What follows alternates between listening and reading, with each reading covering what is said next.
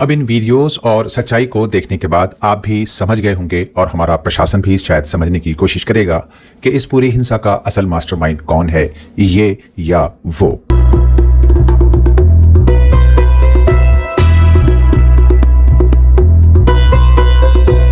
दोस्तों आदाब, सलाम, नमस्कार, सत श्री अकाल। मैं आपका मेज़बान अली आदिल खान सत्यम गुफ्तन प्रोग्राम लेकर आपकी खिदमत में हाजिर हूं और आप देख रहे हैं टाइम्स ऑफ पीडिया चैनल।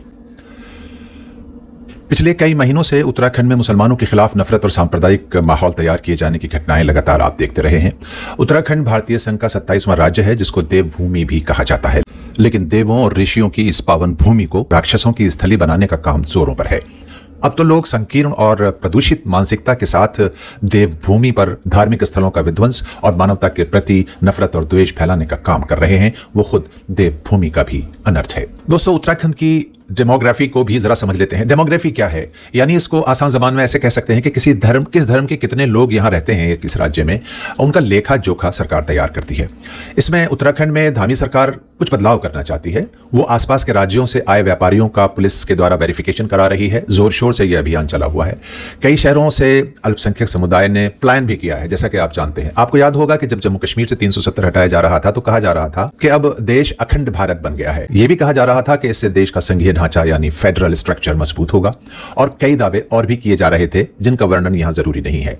जबकि हिमाचल और उत्तराखंड में बीजेपी सरकारों द्वारा 370 जैसे कानून लागू किए जाने का इस वक्त तांडव आपके सामने है। इन राज्यों में दूसरे राज्यों का कोई व्यक्ति जमीन नहीं खरीद सकता। इसके अलावा जो नफरत का माहौल वहां बनाया जा रहा है बीजेपी के लीडरों की तरफ से और उनके बयानों के जरिए, वो सब आपके सामने है। यानी देश को राज्यों और जबानों में बांट कर रखा जाए, ऐसी एक नीति तैयार की जा रही है। और यही काम ब्रिटिश सरकार में भी हुआ करता था। हल्द्वानी मदरसा बुलडोज के बारे में कई नए खुलासे हम आपके सामने रखने जा रहे हैं, लेकिन उससे पहले हम आपको यह बता दें कि उत्तराखंड में पिछले कई महीनों से लगातार मुसलमानों को अलग अलग बहानों से निशाना बनाया गया। मेरा दिल चाहता है कि समुदाय विशेष का नाम लिए बिना उसकी बात करूं, मगर यहां तो सरकारें ही धर्म और जाति के नाम पर अपनी सरकारें चला रही हैं और बना रही हैं, तो फिर मैं भी क्यों सिर्फ समुदाय विशेष की बात करूं। खैर, उत्तराखंड के पुरोला कांड की घटना है 15 जून 2023 की, जब हिंदू पंचायत से पहले मुस्लिम समुदाय के कारोबारियों को दुकानें खाली कर देने की धमकियां दी गई थी। इसके बाद वहां देवभूमि रक्षा के नाम पर मुसलमानों की दुकानों को आग लगाई गई थी। उसके वीडियो और क्लिप्स सब आपके सामने मौजूद हैं, हमारे पास भी मौजूद हैं। इसके बाद पुरोला से मुसलमानों का प्लान शुरू हुआ। एक शादी को लव जिहाद का मुद्दा बनाया गया और मुसलमान मुक्त उत्तराखंड का नारा चलाया गया।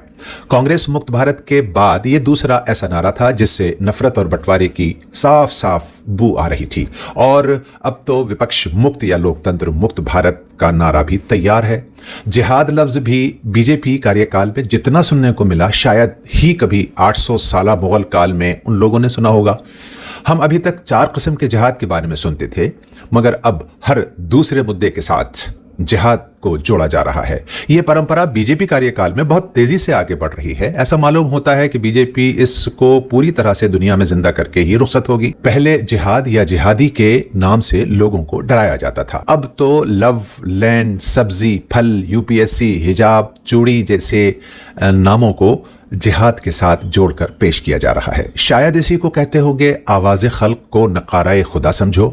बहरहाल, देश में अक्सर मुसलमानों की बढ़ती आबादी को देश के लिए बड़ा खतरे के रूप में पेश किया गया है। हालांकि जिन मुसलमानों से इनकलाब आता है या आया है वो देश में 313 भी नहीं है, बल्कि 313 क्या 13 भी नहीं है।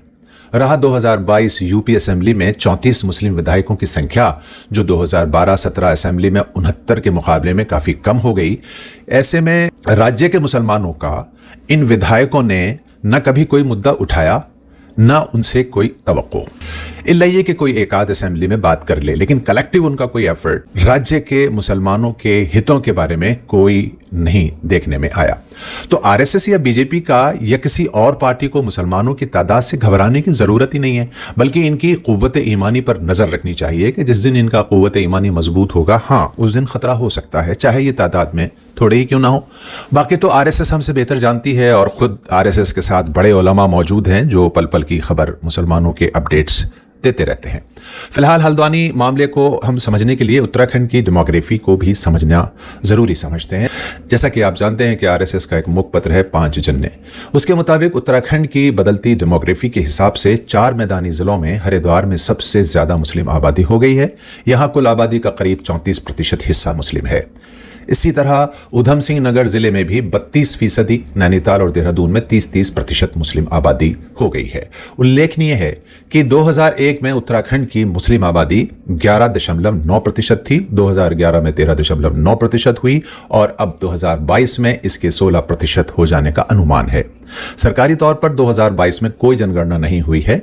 ये आंकड़ा आरएसएस का अपना है। असम, केरल और बंगाल में मुस्लिम आबादी वृद्धि दर देवभूमि उत्तराखंड से कम है। 5 जन्ने में यह भी कहा गया है कि हिमाचल जैसा भू कानून नहीं होने की वजह से उत्तराखंड में मुस्लिम आबादी ने पांव पसार लिए हैं, जबकि कानून के जानकारों का मानना है कि देश के कई कानून किसी एक समुदाय विशेष के शोषण और हनन के लिए ही इस्तेमाल हो रहे हैं। 2001 में हल्द्वानी में हुई जनगणना के आंकड़े बताते हैं कि शहर में मुस्लिम समुदाय की कुल आबादी 80,436 थी। सरकार ने अब तक 2022 की जनगणना नहीं कराई है, जो जाहिर है कि अभी हल्द्वानी की वर्तमान मुस्लिम आबादी से जुड़े कोई आधिकारिक आंकड़े उपलब्ध नहीं कराए जा सकते। लेकिन देश के झूठ तंत्र ने झूठी खबरें चलाई, जिसमें कहा गया है कि 2001 में हल्द्वानी की आबादी 1000 से भी कम थी, जो अब 1 लाख हो गई है, जो सिरे से गलत है। फैक्ट चेक करने के बाद पता चलता है कि ये सब भ्रमित करने वाली खबरें हैं और हकीकत कुछ और है। जैसा कि हमने बताया कि 2001 में हल्द्वानी की आबादी 80,436 थी।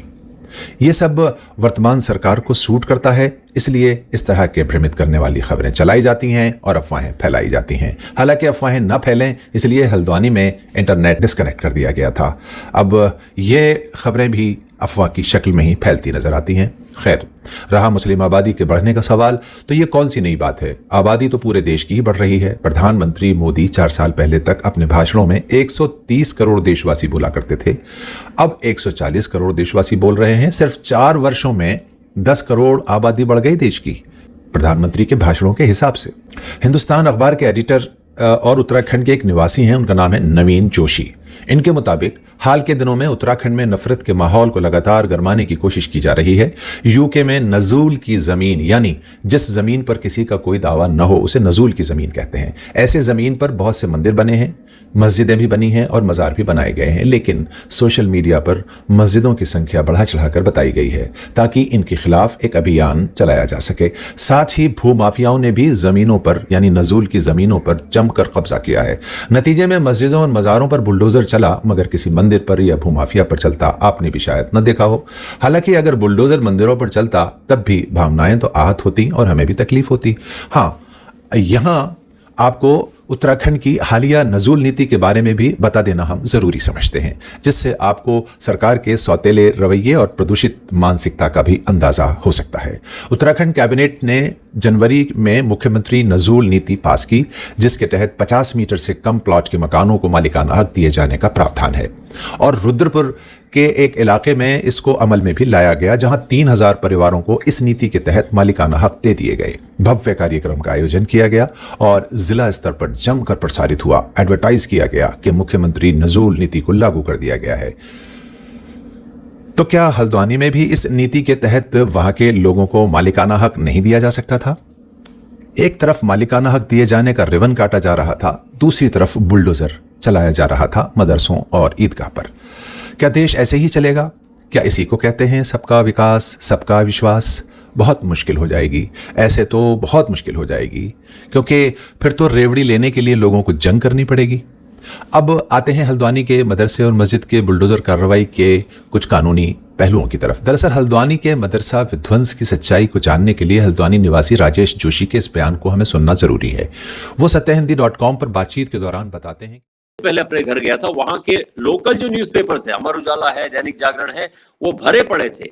जो लोकल म्युनिसिपैलिटी के सरबराह है, जो है अभी वो एडमिनिस्ट्रेटर है, वो उपाध्याय, और सिटी मजिस्ट्रेट है, वो दोनों पुलिस के फौज फाटे को लेके वहां इस इलाके में गए थे जहां मदरसा डिमोलिश किया है, जहां पे वो एक ईदगाह थी वो डिमोलिश की है। तो उपाध्याय साहब ने कहा कि मैं इस मदरसे को तो तोड़ूंगा ही।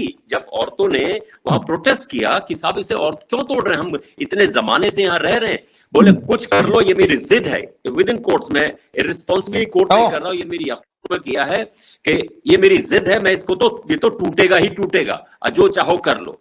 महिला कह रही थी कि आप इस जगह पे क्या करना चाहते हो? उन्होंने कहा हम गौशाला बनाएंगे। तो उन्होंने कहा गौशाला करने की वजह बच्चे खेलते हैं, गोबर करेंगी गायें, ये सब करेंगे, आप पार्क बना दीजिए, कुछ तो कर दीजिए। लेकिन वो कुछ सुने। अब ये डॉट्स और कनेक्ट कीजिए। ये ऐसा नहीं है कि बनभूलपुरा में अचानक हो रहा है, इसको नेशनल पर्सपेक्टिव में समझना पड़ेगा। Local municipal administrator Shri Upadhyay और सिटी मजिस्ट्रेट ऋचा सिंह ने मदरसा बुलडोज करने से कुछ दिन ही पहले बनभूलपुरा मदरसे का दौरा किया था और कहा था कि मुझे इस मदरसे को तोड़ना ही है और ये हमारी जिद है और इस जगह हम गौशाला बनाएंगे।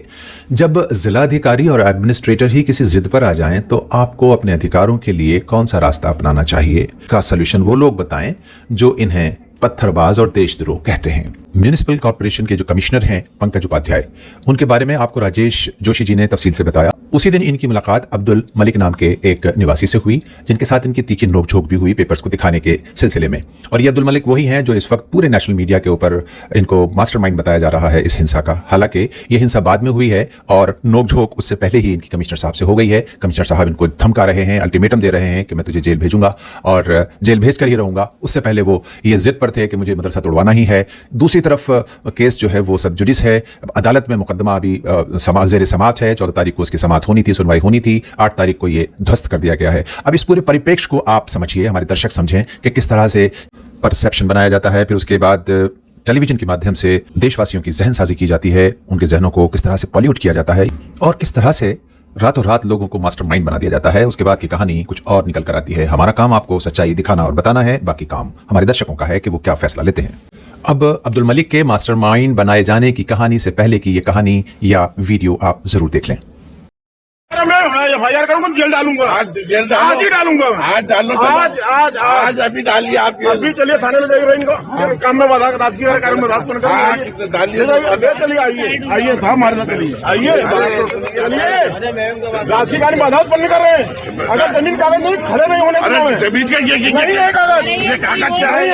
कागज। अब इन वीडियोस और सच्चाई को देखने के बाद आप भी समझ गए होंगे और हमारा प्रशासन भी शायद समझने की कोशिश करेगा कि इस पूरी हिंसा का असल मास्टरमाइंड कौन है, ये या वो। लेकिन यहां मुझे एक बात मुस्लिम समाज से भी कहनी जरूरी है, वो ये कि अब तो इस बात को अच्छी तरह समझ लें कि मदरसा या किसी मस्जिद की स्थापना के बारे में जिस किस्म की लापरवाही और मनमानी या मफाद परस्ती कुछ लोग अपनी चलाते रहे, वो इससे बाज आ जाएं। जब तुम्हारे मदरसे और मस्जिदों की जमीनें अपनी हैं, खरीदी गई हैं, तो फिर इसके लिए लीगल डॉक्यूमेंट्री प्रूफ्स क्यों नहीं रखते, इसके लिए कागजी कार्रवाई क्यों नहीं करते और मस्जिदों और मदरसों को सिर्फ नमाज और कुरान पढ़ने के लिए मुख्तस न किया जाए, बल्कि इन इमारतों का इस्तेमाल समाजी और फलाही कामों के लिए भी होना चाहिए, जो अल्लाह के रसूल सल्लल्लाहु अलैहि वसल्लम की तालीमात का भी हिस्सा है। बनभूलपुरा हल्द्वानी के मदरसे और मस्जिद की जमीन पर मालिकाना हक मामले में 2 बजे दोपहर 8 फरवरी को हाई कोर्ट में इस पर सुनवाई होनी थी। जैसा कि आपको ज्ञात है, किसी वजह से इसको 14 फरवरी तक के लिए टाल दिया गया था। टालने की लीगल वजह अभी सामने नहीं आई है। यहां एक सवाल पैदा होता है कि जब अदालत ने इसकी सुनवाई को 14 फरवरी तक के लिए टाल दिया था, तो शाम 4 बजे आनन फानन पुलिस और हल्द्वानी जिला प्रशासन ने इसको क्यों मिसमार कर दिया? शायद इसलिए कि म्यूनिसिपल कमिश्नर कह गए थे कि इसको तो हमें मिसमार करना ही है, ये हमारी जिद है, तो इस जिद के तहत उसको तोड़ दिया गया होगा। जबकि ये जमीन फिलहाल सरकार के कब्जे में ही बताई जा रही थी। क्या प्रशासन को इसकी भनक लग गई थी कि हाई कोर्ट मदरसे के पक्ष में फैसला दे सकता है या फिर सुप्रीम कोर्ट मदरसे के पक्ष में फैसला दे देगा, इससे पहले इसको मिसमार कर दिया जाए वगैरह। जैसा कि पूर्व में सुप्रीम कोर्ट ने हल्द्वानी के रेलवे विभाग द्वारा दावा की गई भूमि से 4000 से अधिक मुस्लिम परिवारों को बेदखल करने के उत्तराखंड उच्च न्यायालय के फैसले पर रोक लगा दी थी और कहा था कि इन परिवारों को पुनर्वास योजना के बिना स्थानांतरित नहीं किया जा सकता। और फिर ये मदरसे और ईदगाह की जमीन का तो 1937 का पट्टा कमेटी के पास मौजूद बताया जाता है। याद रहे कि एक दिन पहले ही यानी 7 फरवरी को ही उत्तराखंड विधानसभा समान नागरिक विधेयक यानी uniform civil code bill pass कर चुकी थी, जो पहले से ही सवालों के घेरे में है और संवेदनशील मुद्दा भी है। ऐसे में ठीक एक दिन बाद बाद दीनी मदरसे को ध्वस्त किया जाना एक प्री प्लान्ड स्क्रिप्ट के तहत तमाशाही कहा जा सकता है, यानी इसको आग में घी डालने जैसा काम कहा जा सकता है। यह काम यदि कोर्ट के माध्यम से मुस्लिम समुदाय को भरोसे में लेकर किया जाता तो शायद बवाल ना होता। सरकार को भी यह कहने का मौका मिलता कि यह तो अदालत द्वारा संवैधानिक प्रक्रिया के माध्यम से किया गया है, लेकिन जानबूझकर समुदाय विशेष को उकसाया जा रहा है ताकि आगामी लोकसभा चुनाव से पहले सांप्रदायिक माहौल बनाया जा सके और वोट ध्रुवीकरण हो सके। आपको बता दें कि बुलडोजर द्वारा की गई अब तक की कार्रवाई में 90% एक समुदाय विशेष के खिलाफ ही कार्रवाई हुई है, जो सरकारों में बैठे नफरती और प्रदूषित मानसिकता का खुला सबूत पेश कर रही है। इसके काउंटर में कुछ मुस्लिम धर्मगुरु या नेताओं द्वारा प्रतिक्रिया दी जाती है तो उसको भड़काओ कहना कैसे उचित हो सकता है। देश में लगातार एक समुदाय विशेष को उकसावे की नीति के जरिए भले उसको बदनाम करके और उसको वक्ती तौर से खौफजदा करके कुछ राजनीतिक पार्टियों को सियासी लाभ हो सकता है, लेकिन इससे देश बहुत कमजोर हो जाएगा। शायद देश सर्वोपरि कहने वालों की आंखों पर सत्ता के नशे की पट्टी ये सारे हालात देखने अभी नहीं दे रही है। हल्द्वानी के हालात को राजनीतिक दृष्टि से भी हम समझ लें तो ज्यादा बेहतर होगा। उत्तराखंड राज्य बनने के बाद से अब तक 5 विधानसभा इलेक्शंस हो चुके हैं। हल्द्वानी में 4 मर्तबा कांग्रेस कैंडिडेट कामयाब हुए हैं, जबकि सिर्फ एक बार ही बीजेपी को यहां सफलता मिली है। ऐसे में वहां की सीट को भी आइंदा चुनाव में जीतने के लिए भी ये सारे तमाशे हो रहे हैं, ऐसा कहा जा रहा है। यानी सत्ता के लिए ही देश और सोशल फैब्रिक यानी सामाजिक ताने बाने को कमजोर किया जा रहा है। आपका इस पूरे वीडियो पर क्या ख्याल है? कमेंट बॉक्स में अपनी राय हमें लिख भेजें। शुक्रिया। जय हिंद।